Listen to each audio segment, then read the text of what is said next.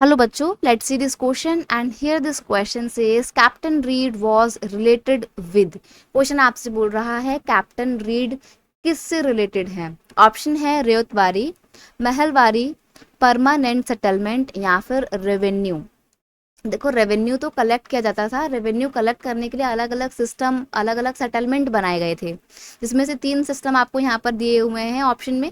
एक तो रेवतवारी सिस्टम है, एक महलवारी सिस्टम है और एक है परमानेंट सेटलमेंट सिस्टम। ठीक है, अब आपसे पूछा जा रहा है कि कैप्टन रीड यानी कि इनका पूरा नाम है कैप्टन अलेक्जेंडर रीड, ये किससे रिलेटेड हैं। तो बच्चे, कैप्टन अलेक्जेंडर रीड रिलेटेड हैं आपके रेवतवारी सिस्टम से।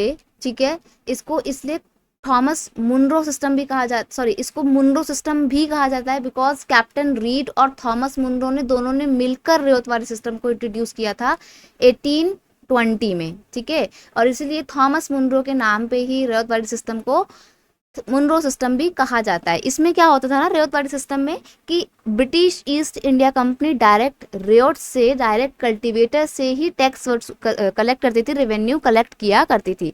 बाकी महलवारी और परमानेंट सेटलमेंट में क्या होता था कि जमींदार से या फिर विलेज हेडमैन से कॉन्ट्रैक्ट साइन होते थे ईस्ट इंडिया कंपनी के, कि ईस्ट इंडिया कंपनी कहती थी कि विलेज हेडमैन या फिर जमींदार आप लोग टैक्स कलेक्ट करेंगे हमारे बिहाफ पे कल्टीवेटर से। ठीक है, तो यहाँ पर रेवतवाड़ी सिस्टम में बिल्कुल अपोजिट था, इसमें कोई जमींदार नहीं था, direct east India company cultivator से टैक्स कलेक्ट किया करती थी। तो कैप्टन रीड रेवतवाड़ी सिस्टम से रिलेटेड है। ऑप्शन ए आपका यहाँ पर बिल्कुल सही आंसर है।